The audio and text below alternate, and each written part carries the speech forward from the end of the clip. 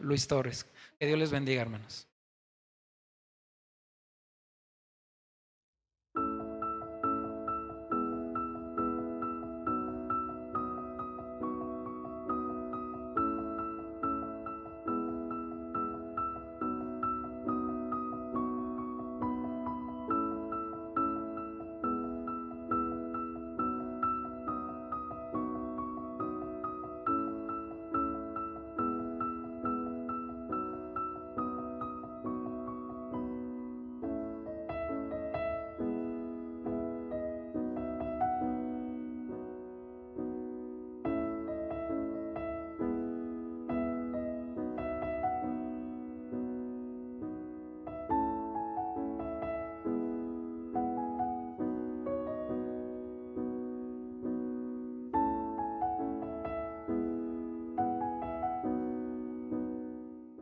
¿Cómo están, hermanos? Buenas tardes.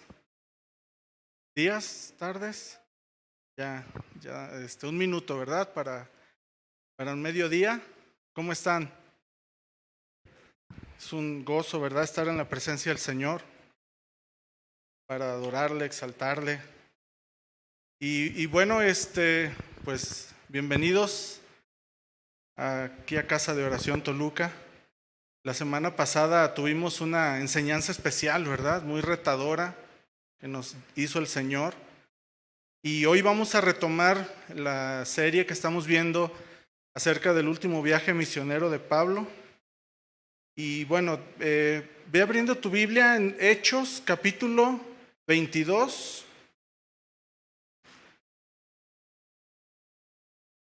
Hechos capítulo 22, para los que traen cuaderno, lápiz. El tema es la turba se enfurece contra Pablo, así viene en su Biblia. Pero yo le he puesto como subtema padeciendo por mi nombre. Hechos capítulo 22, versículo, vamos a leer del 22 al 30. ¿Lo tienen? Dice: y le oyeron hasta esta palabra, entonces alzaron la voz diciendo: quita de la tierra a tal hombre, porque no conviene que viva. Y como ellos gritaban y arrojaban sus ropas y lanzaban polvo al aire, mandó el tribuno que le metiesen en la fortaleza y ordenó que fuese examinado con azotes para saber por qué causa clamaban así contra él. Pero cuando le ataron con correas, Pablo dijo al centurión que estaba presente: ¿os es lícito azotar a un ciudadano romano sin haber sido condenado? Cuando el centurión oyó esto, fue y dio aviso al tribuno, diciendo: ¿qué vas a hacer? Porque este hombre es ciudadano romano. Vino el tribuno y le dijo: dime, ¿eres tú ciudadano romano? Él dijo: sí. Respondió el tribuno: yo con gran suma adquirí esta ciudadanía. Entonces Pablo dijo: pero yo lo soy de nacimiento. Así que luego se apartaron de él los que iban a dar tormento, y aún el tribuno, al saber que era ciudadano romano, y también tuvo temor por haberle atado. Vamos a orar. Inclina tu rostro ahí. Padre, gracias te damos, Señor, por este tiempo que nos permites de poder exaltarte, de poder, Señor, adorarte, porque también, Señor, en tu presencia podemos escuchar tu voz, Señor. Nos confrontas también, Señor, cuando te alabamos, te adoramos. Nos fortaleces, Señor, y también nos confortas, Señor. Te pedimos que nos ayudes este día, que abras nuestra mente, nuestro corazón, y que no solamente podamos ser oidores de tu palabra, sino hacedores, Señor. Pido que me ayudes, Señor, y que pueda, Señor, exponer tu palabra de la manera correcta. Y Señor, gracias porque tú nos hablas, Señor, con libertad en tu palabra. Gracias, mi Dios, te damos en el nombre de Jesús. Amén. Amén. Bueno, el día de hoy vamos a retomar, como les decía, la enseñanza que hemos estado estudiando de las semanas pasadas. Estuvimos viendo de cómo Pablo, recuerdan que la muchedumbre se había juntado en los atrios del templo debido a que los judíos habían corrido la voz de que Pablo enseñaba a los judíos en la dispersión que vivieran como gentiles. Ellos querían atacar a Pablo, y si nos vamos atrás para poder, como dicen, agarrarle el hilo, en Hechos 21-28, vamos a Hechos 21-28. ahí atrásito, dice, dando voces, o sea, esta multitud, que se habían juntado, dice, varones israelitas, ayudad, estaban gritando, ¿verdad? Este es el hombre que por todas partes enseña a todos contra el pueblo, la ley y este lugar. Y además de esto, dice, ha metido a griegos en el templo y ha profanado este santo lugar. Recuerdan que también decían que él era un líder de un cártel que traía sicarios y quién sabe cuántos miles de sicarios y estaban acusándolo, ¿verdad? Lo confundían que porque en un tiempo se había levantado un hombre con sicarios y iban y se acercaban a la multitud con sus cuchillos encubiertos y mataban y se daban a la fuga. Entonces, cuando el ejército los empezó a perseguir, ellos huyeron al desierto y estaban confundiendo a Pablo con uno de ellos. Y luego dice en el versículo 29, ahí del 21, dice, porque antes habían visto con él en la ciudad a Trófimo de Éfeso, quien pensaban que Pablo había metido en el templo, ¿no? O sea, decían, está metiendo a gentiles al templo y está profanando el templo, ¿no? Entonces, cuando la multitud oyó a Pablo decir que como lo vamos a estudiar, de que él había sido enviado a los gentiles, pues llegaron ellos a la conclusión que él mismo había confirmado lo que ellos decían, ¿verdad? Pero vimos también que la semana antepasada que estudiamos con José Raúl acerca del discurso, ahí Pablo, ¿no? Cómo estaba narrando su conversión, vimos que había una diferencia entre la primera narración que nos hizo Lucas acerca de Saulo y en lo que Pablo estaba diciendo también, ¿verdad? Entonces,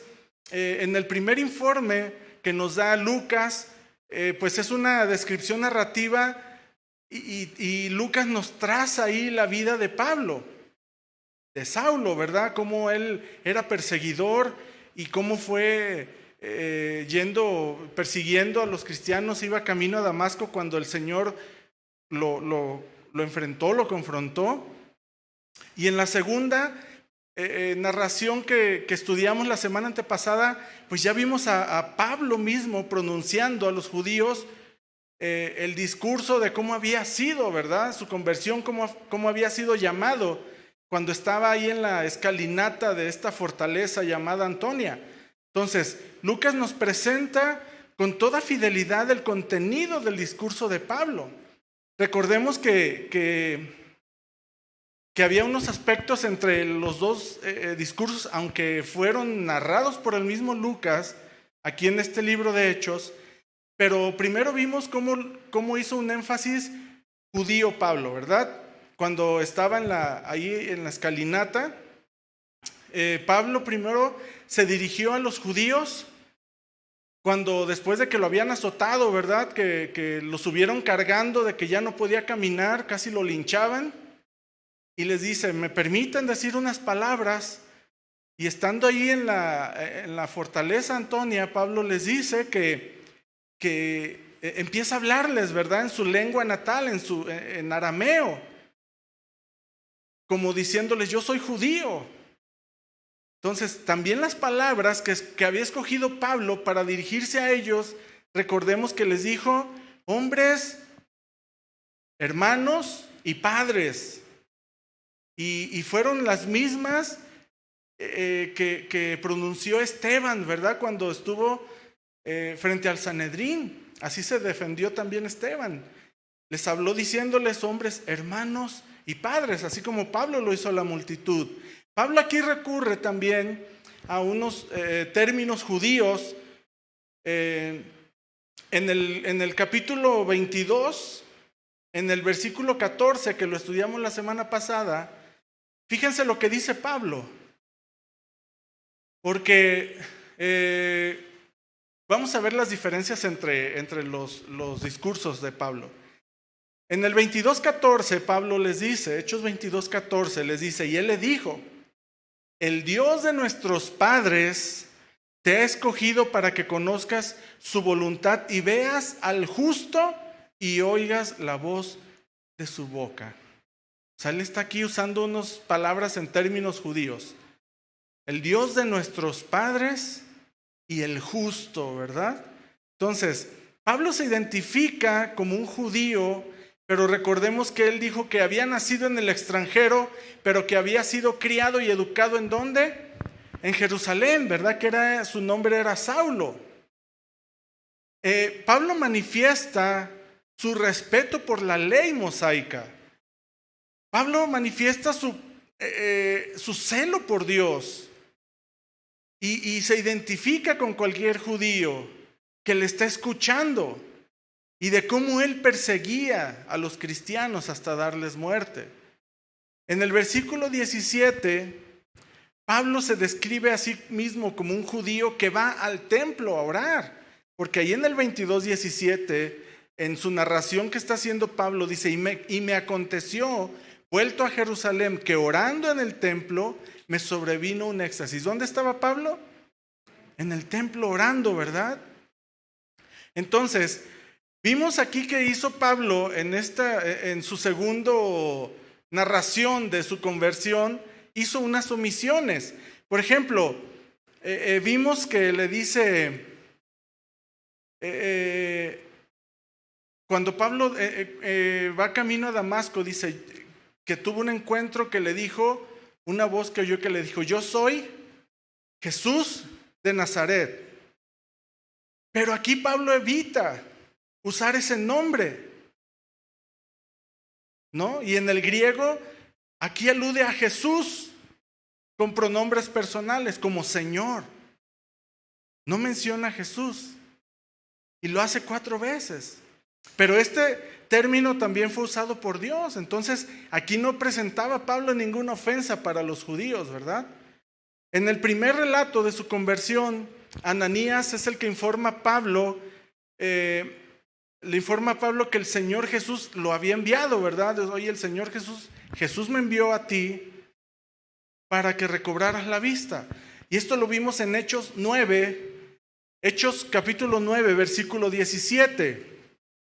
Dice ahí, fue entonces Ananías y entró en la casa y poniendo sobre él las manos dijo, hermano Saulo, el Señor Jesús que te apareció en el camino por donde venías, me ha enviado para que recibas la vista y seas lleno del Espíritu Santo. Pero en su discurso Pablo omite estas palabras, ¿verdad? Además, Jesús instruye a Ananías para ir a Pablo, quien debe Pablo ir a proclamar el evangelio. ¿A quién? A los gentiles, ¿verdad? Pero cuando Pablo se dirige a los judíos, les dice que Ananías le dijo, serás un testigo para el justo a todos los hombres de las cosas que has visto y oído. Y esto, fíjense en el versículo 14 y 15 del capítulo 22, nos regresamos al capítulo 22, en el 14 y 15 lo que dice, Lucas está narrando aquí, dice, y él dijo, el Dios de nuestros padres te ha escogido para que conozcas su voluntad y veas al justo y oigas la voz de su boca, porque serás testigo suyo a todos los hombres de lo que has visto y oído. Aquí otra vez, ¿no? Les menciona la expresión todos los hombres, que no es inofensiva. En la primera narración les dijo que a quién le iba a predicar, a los gentiles, ¿verdad? Pero aquí omite la palabra gentil y dice a todos los hombres. Entonces, ahí mismo en Hechos 22:10, vamos a Hechos 22:10, ahí atrásito, vamos a leer hasta el versículo 21. Vamos a ver, fíjense la narración de Pablo. Hechos 22:10, y dije, ¿qué haré, Señor? Pero se acuerdan que tuvo el encuentro con Jesús. Y dice, y el Señor me dijo, levántate y ve a Damasco, y ahí se te dirá todo lo que está ordenado que hagas. Y como yo no veía a causa de la gloria de la luz, llevado de la mano por los que estaban conmigo, llegué a Damasco. Entonces uno llamado Ananías, varón piadoso según la ley, que tenía buen testimonio de todos los judíos que allí moraban, vino a mí y acercándose me dijo: hermano Saulo, recibe la vista. Y yo aquella misma hora recobré la vista y lo miré. Y él dijo, ¿qué dice? ¿Jesús? No, ¿verdad? El Dios de nuestros padres te ha escogido para que conozcas su voluntad y veas al justo y oigas la voz de su boca, porque serás testigo suyo a todos los hombres de lo que has visto y oído. ¿Se fijan cómo cambió de Señor Jesús al Dios de nuestros padres y luego al justo, y ahora ya en lugar de gentiles les está diciendo a todos los hombres? Dice, ahora pues,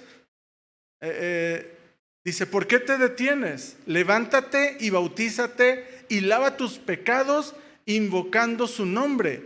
Y me aconteció vuelto a Jerusalén, que orando en el templo me sobrevino un éxtasis, y le vi que me decía, date prisa y sal prontamente de Jerusalén, porque no recibirán tu testimonio acerca de mí.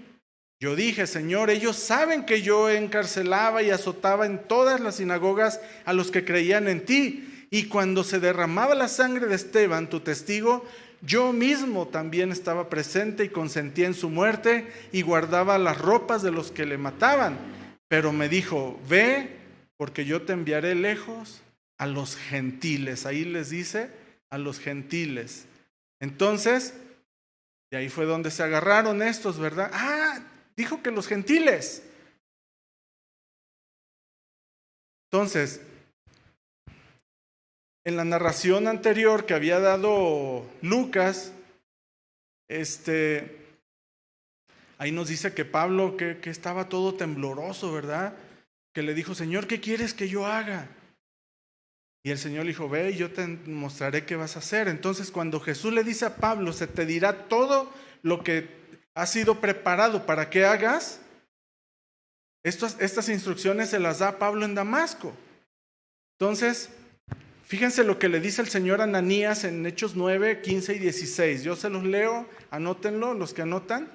Fíjense lo que le dice el Señor. Le dijo el Señor a Ananías, le dijo, ve, porque instrumento escogido me es para llevar mi nombre en presencia de los gentiles, de reyes y de los hijos de Israel, porque yo le mostraré cuánto le es necesario padecer por mi nombre. Pero también dice que le dio instrucciones en Jerusalén, ¿verdad? Que lo leímos en el versículo 21, que acabamos de leer del capítulo 22, que le dice, pero me dijo, ve, porque yo te enviaré lejos a los gentiles. Entonces, Jesús cumple su promesa.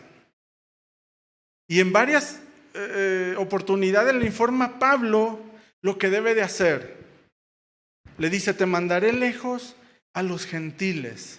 Por eso en los versículos que vamos a estudiar hoy, en el versículo 22 del capítulo 22, dice ahí, y le oyeron hasta esta palabra. ¿Cuál palabra? Gentiles. O sea, la multitud le estaba escuchando a Pablo, pero dice, y le oyeron hasta esta palabra, hasta que mencionó la palabra gentiles. Entonces, dice, alzaron la voz diciendo, quita de la tierra a tal hombre porque no conviene que viva. Entonces, Pablo estaba en la fortaleza Antonia. La gente estaba casi queriéndose subir a las escaleras. Entonces, Pablo les hablaba. Y aunque aceptaron el discurso, porque cuando empezó a hablar, ¿se acuerdan? Que les empezó a hablar en su lengua, en arameo, dice que guardaron silencio. Y estaban escuchándolo, porque eran palabras gratas a su oído.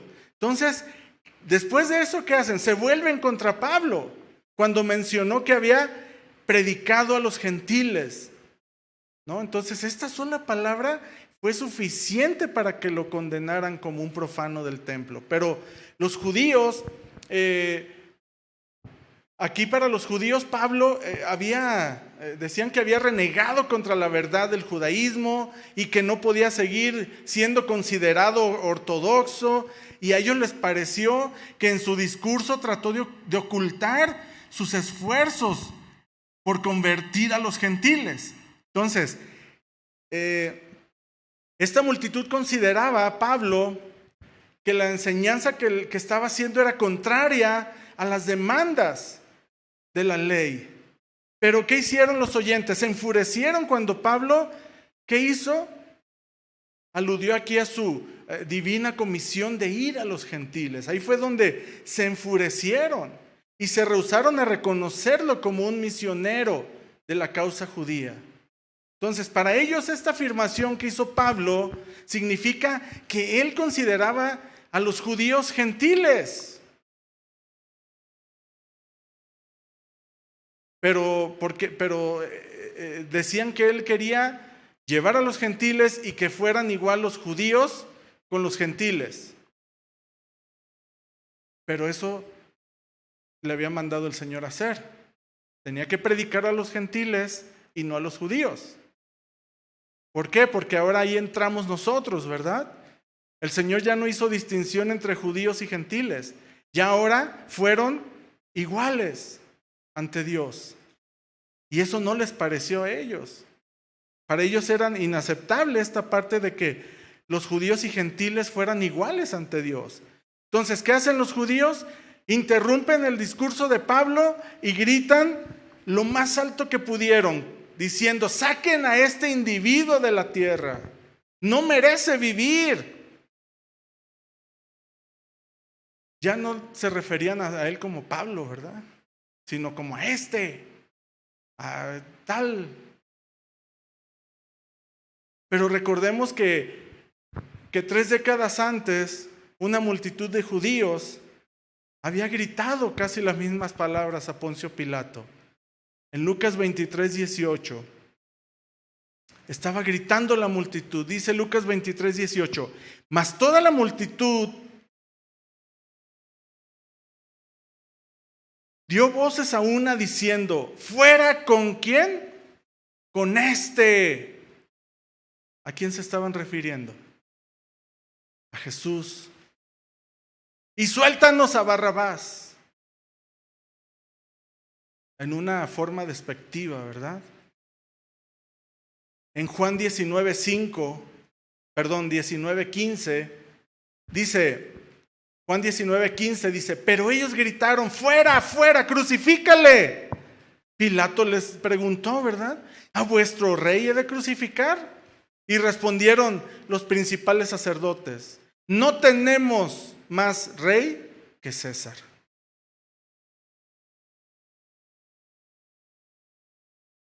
En el capítulo 21 que ya estudiamos de Hechos, ¿se acuerdan también cómo gritaban contra Pablo cuando estaba ahí al llegar a las gradas? En Hechos 21, 35 y 36, ahí lo pueden ver, que decía que al llegar a las gradas aconteció que era llevado en peso por los soldados a causa de la violencia de la multitud, que casi lo linchaba, porque la muchedumbre del pueblo venía detrás gritando. ¿Qué gritaban? ¡muera! Entonces los judíos aquí se rehusaron a identificar a Pablo por su nombre, así como lo hicieron con Jesús, ¿verdad? ¿A poco no sabían que él era Jesús de Nazaret? Sí, pero ¿qué decían? Así despectivamente, como con Pablo, tal que muera ya. Su clamor de esta multitud acerca de sacarlo físicamente, dice, sobre la faz de la tierra, y la impropiedad de que viva fue equivalente a demandar que para él le dieran la pena de muerte.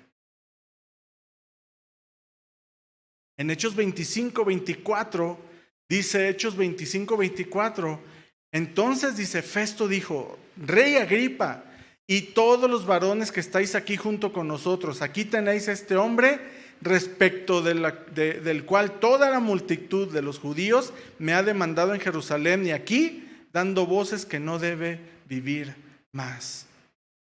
Regresamos al capítulo 22, en el versículo 23, Hechos 22, 23. Dice, y como ellos gritaban y arrojaban sus ropas y lanzaban polvo al aire, fíjense lo que estaban haciendo. Aquí Lucas nos está describiendo una típica revuelta oriental, durante la cual la gente le da rienda suelta a sus emociones. Aquí nos dice Lucas que esta multitud está gritando. A lo mejor una consigna tras otra de que muera y todo lo que estaban gritando pues no se entendía, ¿verdad? Dice que se quitaban las capas y las aventaban, agarraban puños de tierra y los aventaban, hacían polvadera, tratando de confundir más a la gente. Hacer un alboroto, una confusión ahí. Entonces, dice que mientras tanto el comandante romano aquí dice que no había podido entender el discurso de Pablo, porque aparte de que les estaba hablando en arameo, y aunque el comandante hubiera sabido arameo, pues no pudo entender los razonamientos teológicos que estaba dando aquí Pablo. Entonces no entendía por qué la gente gritaba tan alocadamente contra Pablo. Porque el comandante, su tarea era proteger a Pablo de daños físicos, de una posible muerte. Pero él estaba perplejo de ver a la multitud que él no podía entender por qué la gente estaba tan enojada con Pablo. Por eso en el versículo 24, de ahí del 22 dice, mandó el tribuno que le metiese en la fortaleza, protegiéndolo, ¿verdad? Y ordenó que fuese examinado con azotes para saber por qué causa clamaban así contra él. Entonces, cuando se dio cuenta el comandante de que la multitud se hacía más y más hostil, ordenó a sus soldados otra vez meter a Pablo a la cárcel, quitándolo ya de la vista de ahí de esa multitud. Y pues porque él sabía que como comandante de las fuerzas armadas en Jerusalén era el responsable de mantener el orden y la paz. Pero Lucas nos dice aquí que ni los judíos ni Pablo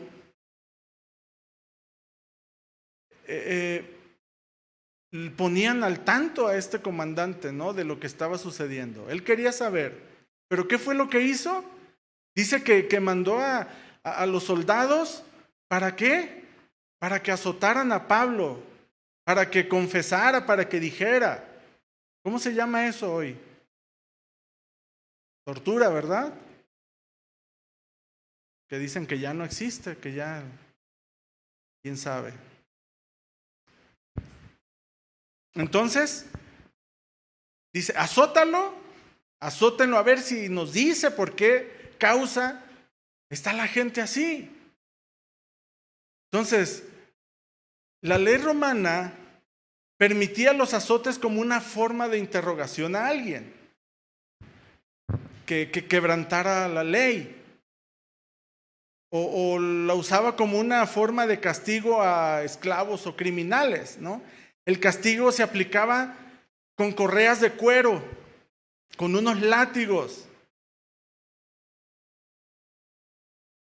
Y les amarraban en la punta, veíamos en la mañana ahí en sacerdocio, en la clase, pedazos de hueso o de metal, así como púas, como ganchos, que cuando azotaban le daban el jalón y se traía la piel y dejaba muchas veces a los huesos expuestos. Y a veces las víctimas morían en el momento del dolor o lo hacían más adelante, ¿no? Ya cuando lo sacaban, pues no resistían el dolor, que eso fue lo mismo que hicieron con nuestro Señor Jesucristo, estos soldados romanos, ¿verdad? Lo azotaron, le jalaban la carne, la piel, así todo, y era lo que querían hacer con Pablo. Por eso en el versículo 25 dice, pero cuando le ataron con correas, ya cuando estaban dispuestos a azotarlo, Pablo le dijo al centurión, ¿os es lícito azotar a un ciudadano romano sin haber sido condenado? O sea, aquí ya Pablo se dio cuenta que estaba en peligro de muerte. ¿Se acuerdan cuando le escribió a los corintios en su segunda carta que les mandó? En 2 de Corintios 11:23 al 25, en su segunda carta aquí le dice Pablo a los corintios, ¿no? Les está diciendo, a ver, ¿son ministros de Cristo? Les pregunta. Como si estuviera loco hablo. Yo más, en trabajos más abundante, en azotes sin número, en cárceles más, en peligros de muerte muchas veces. De los judíos 5 veces he recibido 40 azotes menos uno. 3 veces he sido azotado con varas, 1 vez apedreado, 3 veces padecido naufragio, 1 noche y 1 día he estado como náufrago en alta mar. O sea, Pablo era de los apóstoles que más había sido azotado. Porque ¿se acuerdan cuando apresaron a Pablo y a Juan? Que los metieron a la cárcel. En Hechos 5:40 lo estudiamos. En Hechos 5:40 dice, y convinieron con él, y llamando a los apóstoles, después de azotarlos, pues les intimaron que no hablasen en el nombre de Jesús y los pusieron en libertad. Entonces Pablo, en más de una ocasión había enfrentado la muerte. Les recordó que en 5 ocasiones había recibido 40 azotes menos 1, ¿verdad? De los judíos. Tal así como lo decía la ley, como había sido prescrito por los rabinos en Deuteronomio 25, 1 al 3, ¿verdad? Porque así dice Deuteronomio 25, 1 al 3, dice, si hubiera pleito entre algunos y acudieran al tribunal para que los jueces los juzguen, estos observarán al justo y condenarán al culpable. Y si el delincuente mereciere ser azotado, entonces el juez le hará echar en tierra y le hará azotar en su presencia según su delito será el número de azotes. Se podrá dar 40 azotes, no más, dice. No sea que si lo hirieren con muchos azotes, más que estos, se sienta tu hermano envilecido delante de tus ojos. Entonces, para no caer en eso, le daban 39. Pero estos azotes eran también aplicados en las sinagogas de los judíos. Porque Pablo dice que fue azotado por los judíos. ¿Y cuántas veces fue azotado por los soldados romanos? Pablo ya había recibido en otras veces azotes, ¿verdad? Que lo estudiamos en Hechos 16, 22, cuando estaban en Filipos. En Hechos 16, 22 dice que se agolpó el pueblo contra ellos y los magistrados, dice, rasgándole las ropas, ordenaron azotarles con varas. Después de haberles azotado mucho, aquí sí hace referencia de cuánto, ¿verdad? Con Pedro y Juan nomás dijo, los azotaron y ya como que los intimidaron y los dejaron ir. Pero aquí dice, después de haberles azotado mucho, los echaron en la cárcel, mandando al carcelero que los guardase con seguridad, el cual recibió este mandato, los metió en el calabozo de más adentro y les aseguró los pies en el cepo. Recuerdan que estudiamos que lo que era el cepo, nos comentaba José Raúl, ¿verdad? Que eran sentados con los pies así, les amarraban ahí, pero decían que les daban varazos en los pies. Por eso no podían caminar, Pablo y Silas, ¿verdad? Cuando estaban ahí. Pero aquí dice en el versículo que estamos viendo, en el versículo 25, ¿verdad? Dice que, pero cuando le ataron con correas, ahí a Pablo ya fue cuando vio que lo iban a azotar con estos látigos y que tenían las puntas de metal o de hueso. Fue cuando Pablo se dio cuenta y les dijo, bueno, yo soy ciudadano romano, ¿les es lícito azotarme sin antes haber un juicio? Porque anteriormente, aquí según en el griego hay 2 interpretaciones, ¿no? Cuando los ataban con estas correas, decían que podían atarlos en un palo y dejándoles expuesta la espalda y ahí los azotaban. Y la otra es que los amarraban las manos con tiras y los colgaban, los levantaban del suelo y luego los azotaban. Pero pues, en cualquiera de las 2 formas el resultado era el mismo, ¿verdad? Por eso Pablo le dice, oye, ¿te es lícito azotar a un ciudadano romano? Porque los ciudadanos romanos poseían derechos y que eran respetados generalmente, estrictamente por los mismos romanos. Dice un historiador, político, filósofo, orador, Cicerón, Marco Tulio Cicerón. ¿Cuántos estudiaron de eso en la escuela? ¿Se acuerdan? Dice él, amarrar a un ciudadano romano es un crimen. Azotarlo es una abominación. Que muera en los azotes es casi un acto de asesinato. Y dice, y crucificarlo es, ¿qué? Ya no tenía palabras para describir una crucifixión. Porque dice, no hay una palabra adecuada que pueda describir cosa tan horrible. En los días de Pablo, estas leyes romanas eran aplicadas en todas las provincias a través del imperio. Entonces Pablo aquí, él objeta ser azotado sin haber sido sometido antes a un juicio. Él invocó las leyes en su propio beneficio y dejó establecido que él era un ciudadano romano. Ya cuando Pablo lo presentaron, ya para juzgarlo en Roma, en Hechos 25, que lo vamos a estudiar más adelante, en Hechos 25:11, Pablo apela ahí al César. Dice, porque si algún agravio o cosa alguna digna de muerte he hecho, no rehúso morir, pero si nada hay de las cosas de que estos me acusan, nadie puede entregarme a ellos, a César apelo. O sea, Pablo y Silas fueron golpeados, ¿se acuerdan? En Filipos. Y ahí también Pablo menciona que era ciudadano romano. ¿Y qué es lo que quisieron hacer? Dijeron, híjole, ¿sabes qué? Sácalos por la puerta de atrás, ya que se vayan. Y Pablo dijo, no me voy hasta que no vengan los magistrados y me saquen. No, yo creo que sí la estaba, ya Pablo, vámonos, ya nos van a... Pero dijo, no. Entonces cuando fueron los magistrados y lo sacaron, porque no podían caminar de los azotes que les habían dado. Y les dijeron, ya váyanse de la ciudad, porque sabían en el problema que se iban a meter si se enteraban de que ellos, ciudadanos romanos, los habían azotado. Por eso en el versículo 26 del capítulo 22 que estamos viendo, dice, cuando el centurión oyó esto, que Pablo era romano, fue y dio aviso al tribuno diciendo, ¿qué vas a hacer? O sea, ya no dijo, ¿qué vamos a hacer? ¿Verdad? Bueno, en cierta manera, pues porque él recibía órdenes, ¿verdad? Pues él dijo, ¿qué vas a hacer? Porque este hombre es ciudadano romano. Entonces el centurión, pues corre y le da aviso ahí a Claudio Lisias, ¿no? Que era su superior.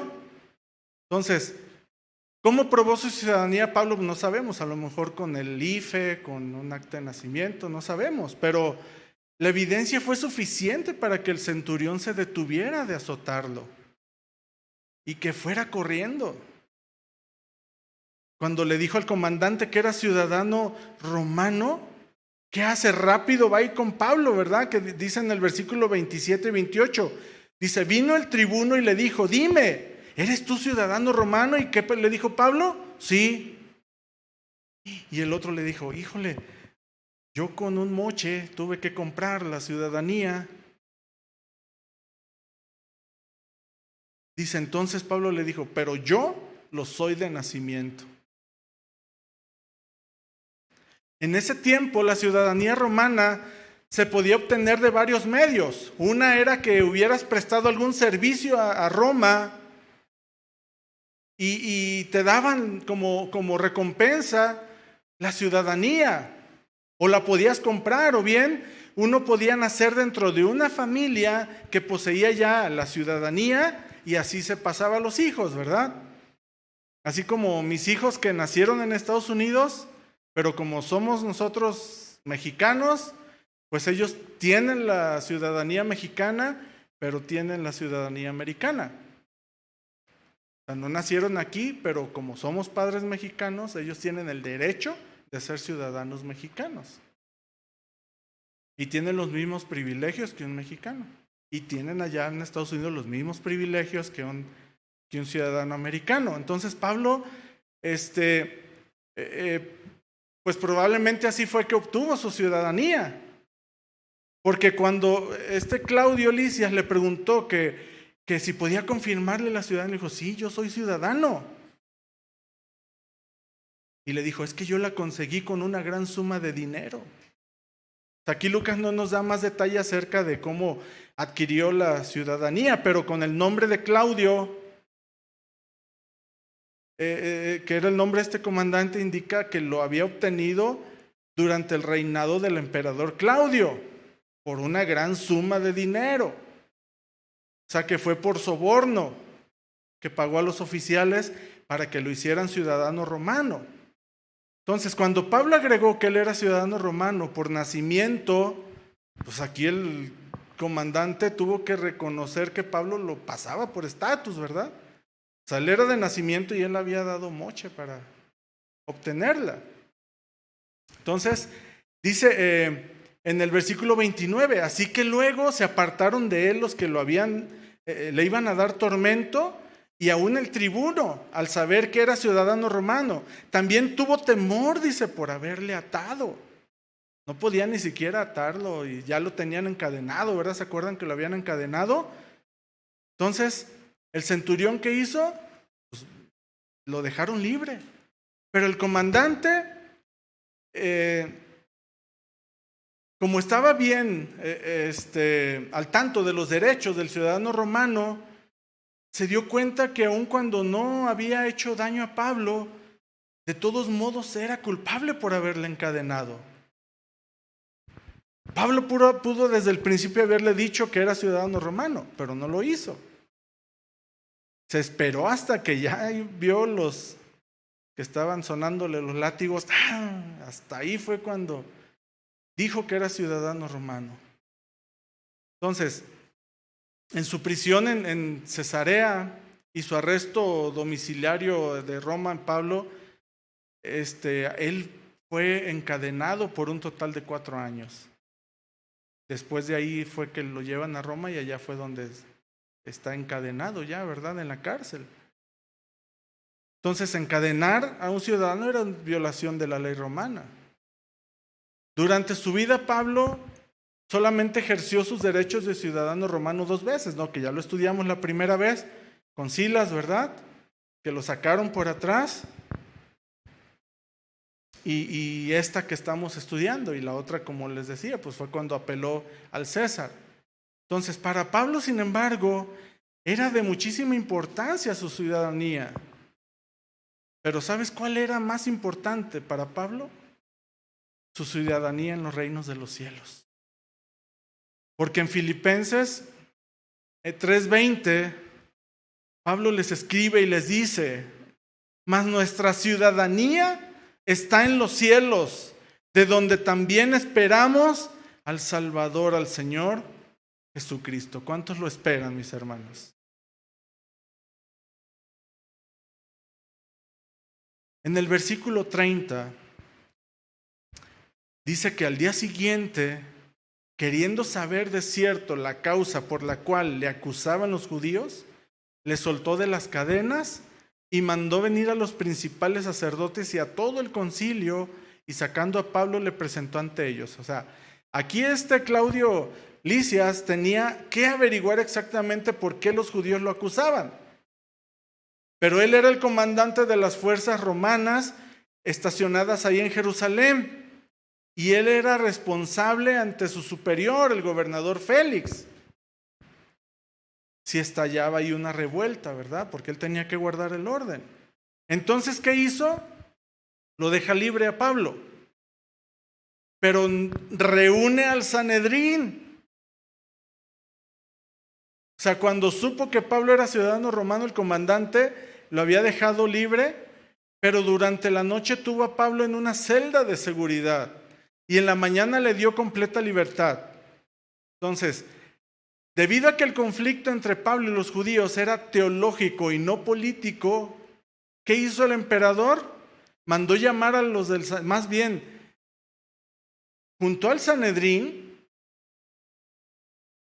para querer saber cuál era exactamente, ¿no?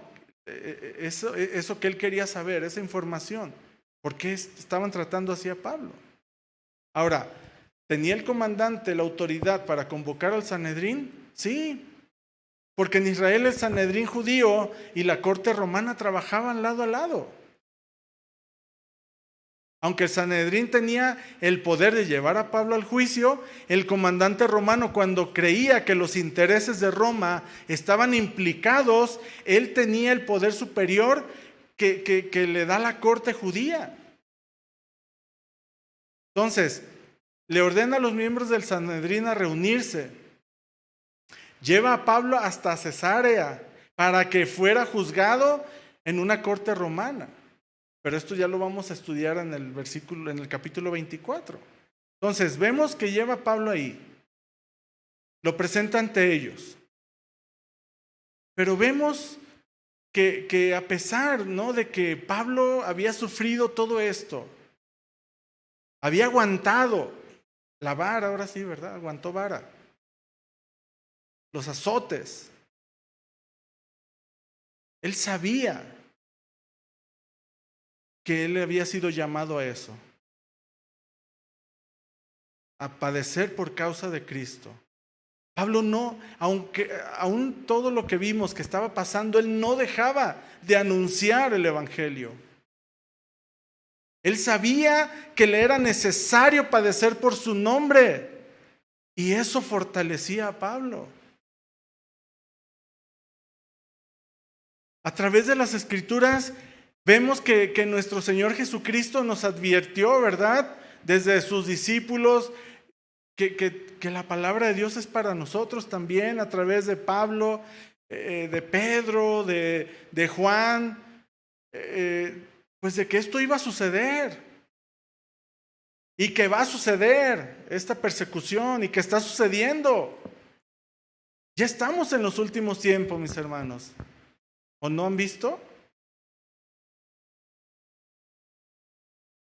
Cada vez estamos viendo ante nuestros ojos cumplirse las profecías, ¿verdad?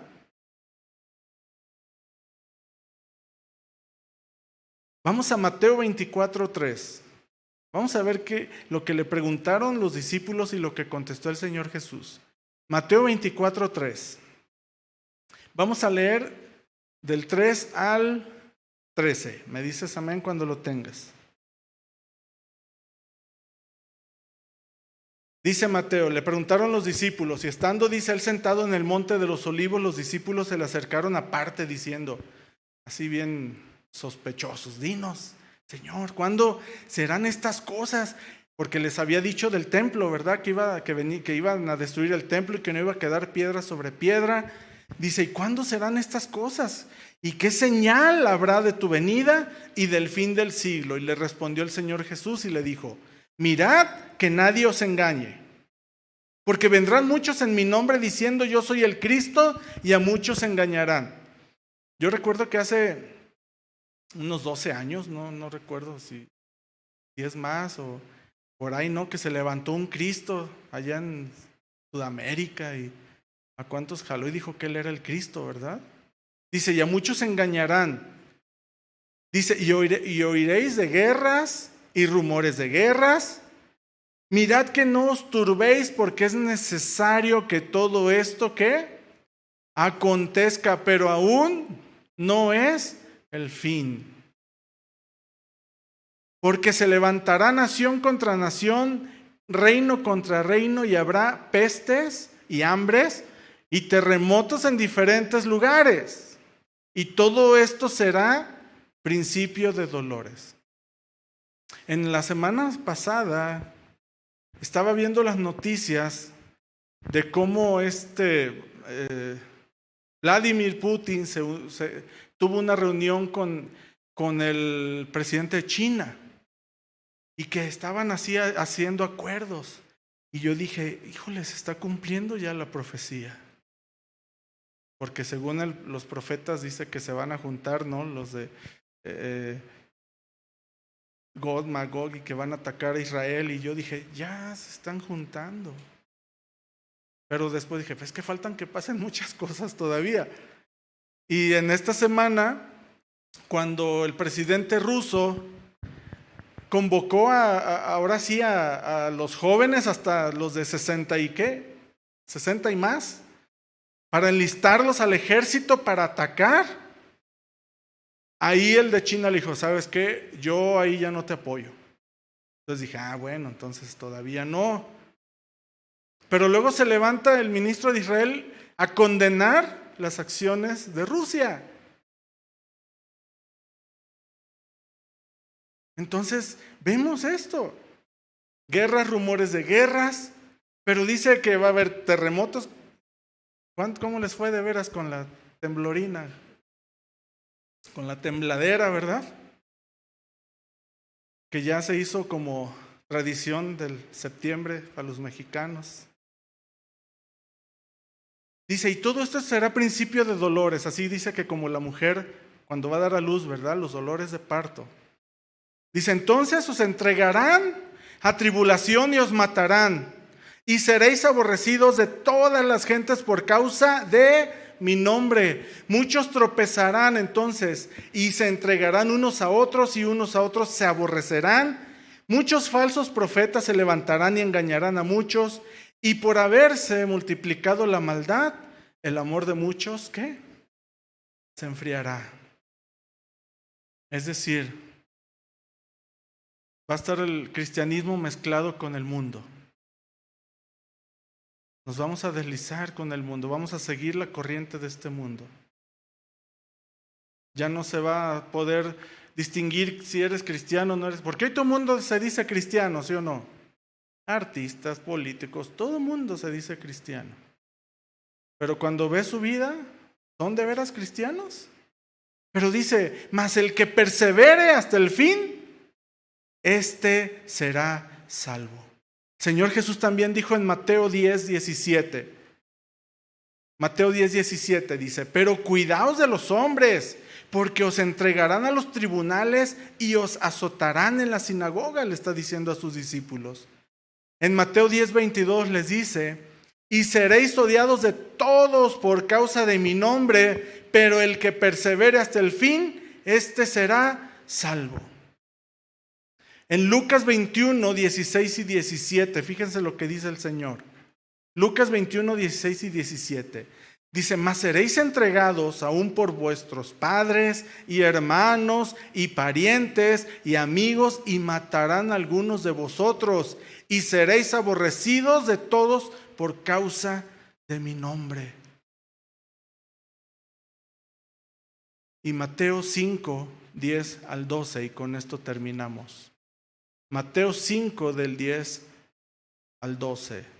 Dice, bienaventurados los que padecen persecución por causa de la justicia, porque de ellos es el reino de los cielos. Bienaventurados sois cuando por mi causa os vituperen y os persigan, y digan toda clase de mal contra vosotros mintiendo. Gozaos y alegraos, porque vuestro galardón es grande en los cielos, porque así persiguieron a los profetas que fueron antes de nosotros. Mis hermanos, ya estamos viviendo la persecución, empezando desde nuestros niños, nuestros adolescentes, nuestros jóvenes, en el kinder, en la primaria. Ya vente vestido como tú quieras. Si quieres ser niña, vente como niña. No se diga en las universidades con los jóvenes. Pero la pregunta es, ¿qué estamos haciendo tú y yo como padres?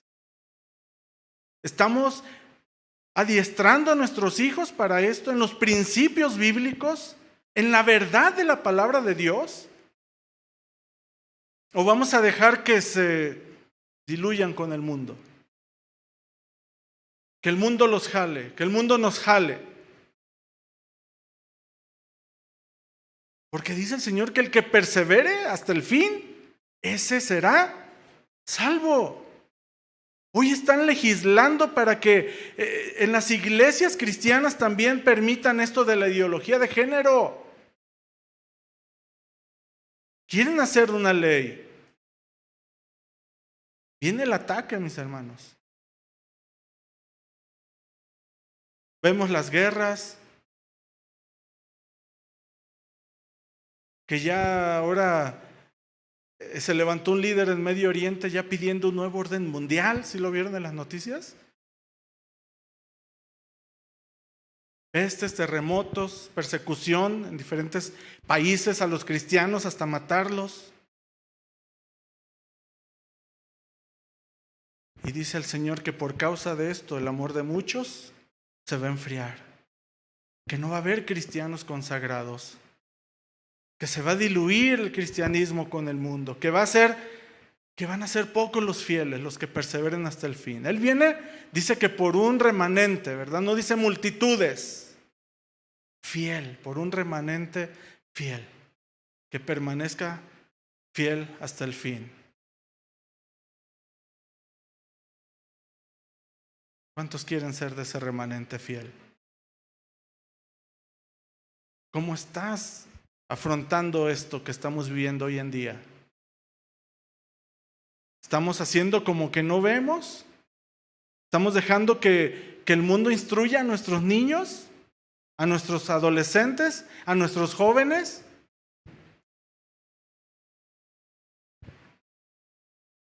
Porque muchos dicen, pues yo lo llevo a la iglesia infantil, hay los maestros que se encarguen de él.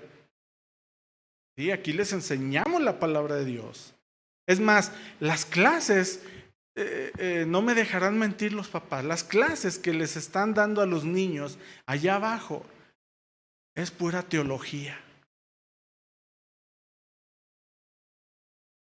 Pero ese no es el trabajo del maestro, el enseñarle los principios bíblicos a los niños. Es responsabilidad de los padres instruirlos en la palabra de Dios, cimentarlos en la palabra de Dios, en los principios bíblicos.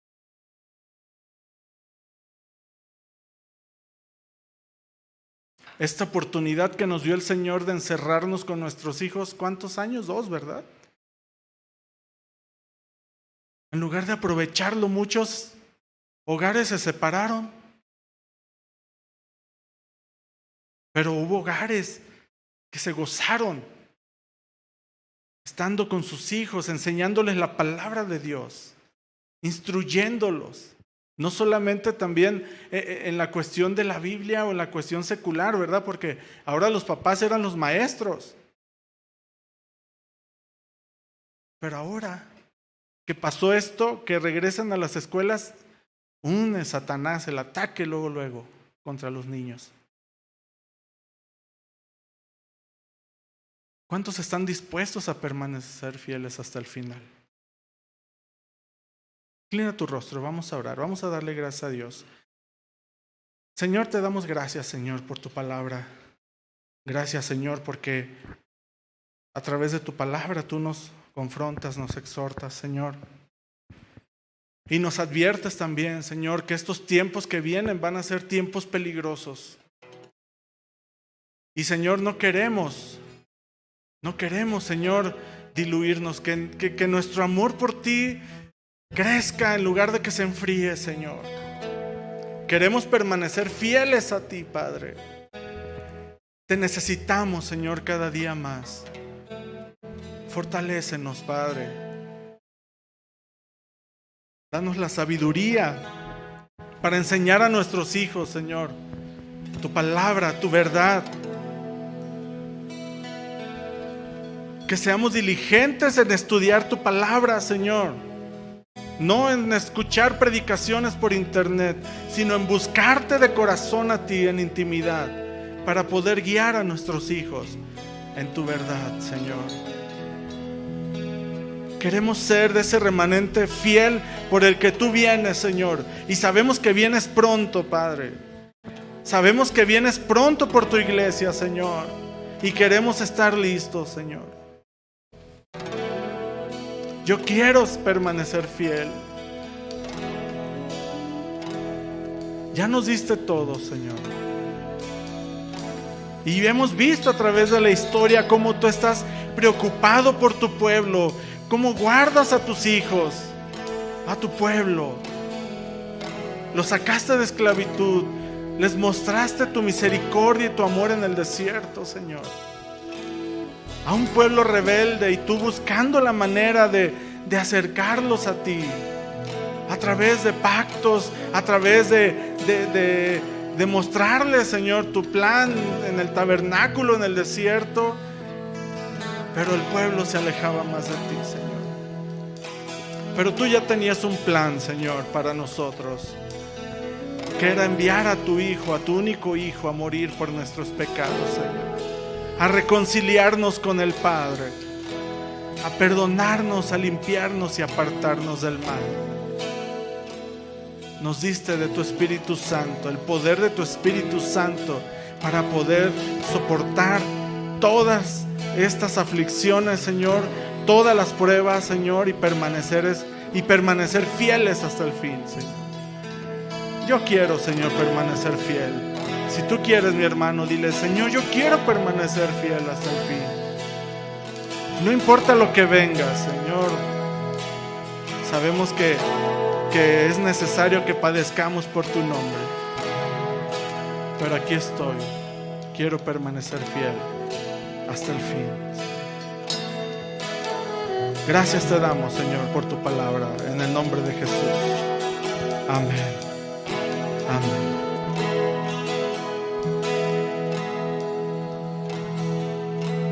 Nos ponemos de pies.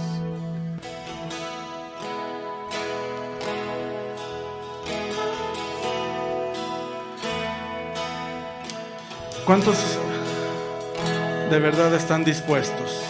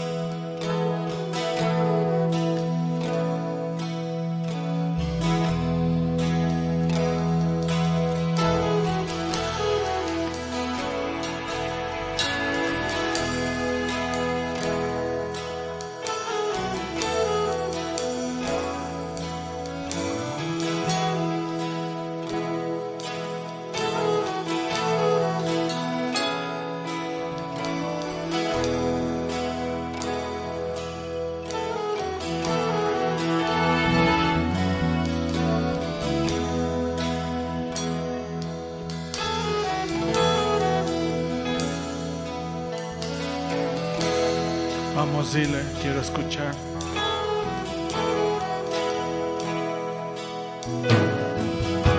Quiero escuchar tu dulce voz, que me alienta al caminar.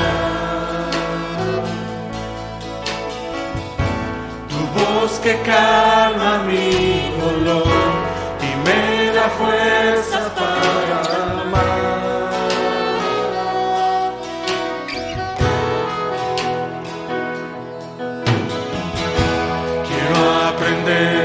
obedecer. Tus palabras guardaré. Tiempos difíciles vendrán, mas tu amor me sostendrá. Vamos, dile: quiero escuchar. Quiero escuchar tu dulce voz, que me alienta al caminar. Tu voz que calma mi dolor y me da fuerza para dar.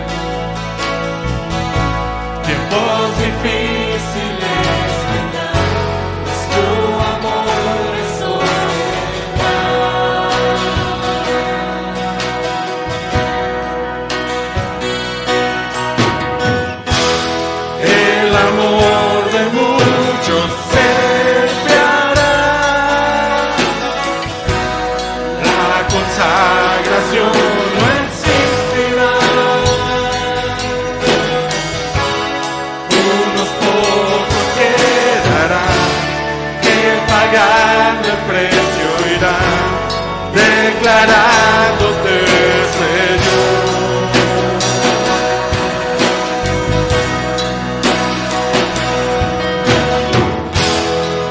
Adorándote quiero vivir, mi amor por ti no cambiará, mi seguridad, nada temeré en ti, tú eres todo para mí.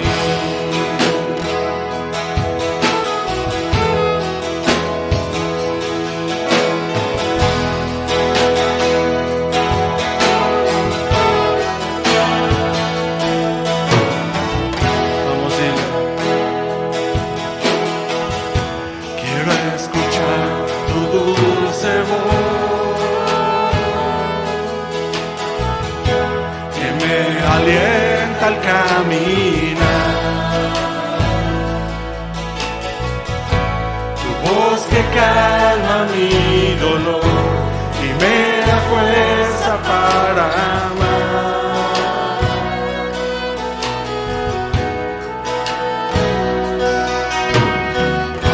Quiero aprender a obedecer tus palabras, guardaré. Tiempos difíciles vendrán, mas tu amor me sostendrá. El amor de muchos, el amor de muchos se enfriará, la consagración no existirá,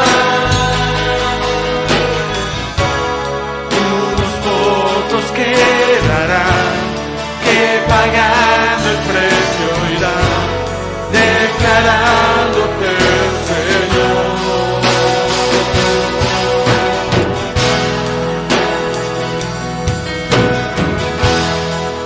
Adorándote quiero vivir, mi amor por ti no cambiará, tú eres mi seguridad, nada temeré en ti, tú eres todo para mí.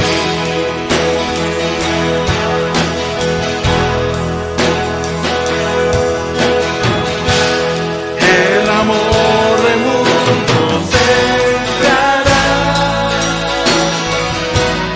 la consagración no existirá,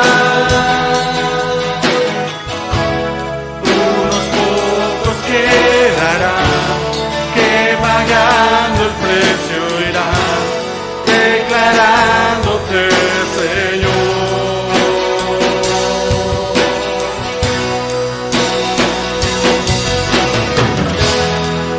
Adorándote quiero vivir, mi amor por ti no cambiará, tú eres mi seguridad, nada temeré en ti, tú eres todo para mí, tú eres mi seguridad, nada temeré en ti, tú eres todo para mí. Vamos, dile, tú eres mi seguridad, tú eres mi seguridad, nada temeré en ti, tú eres todo para mí.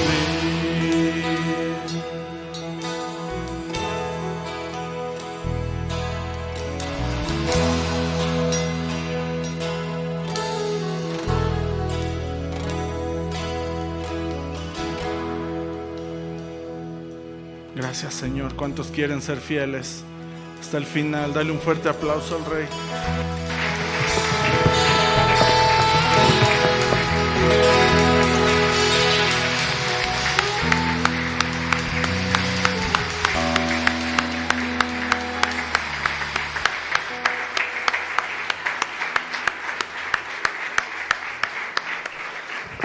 ¿Y cuántos queremos ser de esas personas que permanezcan fiel? Amén. El Señor ya nos ve a cada uno de nosotros y ve lo que hay en nuestro corazón. Como siempre hay que llevarnos esto en nuestro corazón y esforzarnos por que así sea, hermanos. Amén. Bien, pues solamente voy a hacer un anuncio más. El día 9 de octubre, hermanos, va a haber presentación de niños. Para los que no han presentado a sus pequeñines, por ahí también mi pequeño se va a presentar. El día 9 de octubre, hermanos, vamos a tener presentación de niños. Entonces vamos a estar pendientes de la fecha y vamos a estar puntuales aquí, hermanos. Vamos a inclinar nuestro rostro y vamos a dar gracias a Dios. Padre eterno, en el nombre de Jesús, damos gracias por la enseñanza, Señor, por la palabra de exhortación que nos has dado, por haber bendecido nuestra vida, Señor, con el mensaje, por usar la vida de nuestro hermano Luis. Que esto se haga una rema en nuestro corazón, bendito Dios, y que lo pongamos por obra. Que tomemos en cuenta, Señor, que estamos viviendo los últimos tiempos, que estemos conscientes y despiertos, sobrios, velando y orando, Señor, para no caer en ninguna tentación, Señor, y ser arrastrados de tal manera que nuestro corazón se enfríe, Señor.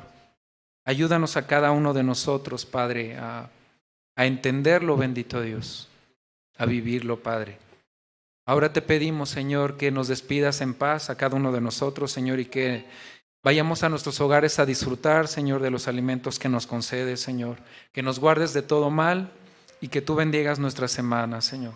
Que seas tú el primero, Señor, no lo más importante, el primero, el que lo llena todo en nuestra vida, Señor. Porque saliendo de aquí, Señor, no volvemos a una vida normal, sino integrarte en todo lo que es nuestro andar y nuestro vivir, Señor. Tú eres el centro de nuestra adoración, tú eres la razón por la cual vivimos, Padre. En el nombre de Jesús te bendecimos y te damos gracias. Amén y amén. Pues bien, hermanos, estamos despedidos, que Dios les bendiga y como siempre salimos en orden, empezando por la fila de mi lado izquierdo. Que Dios les bendiga.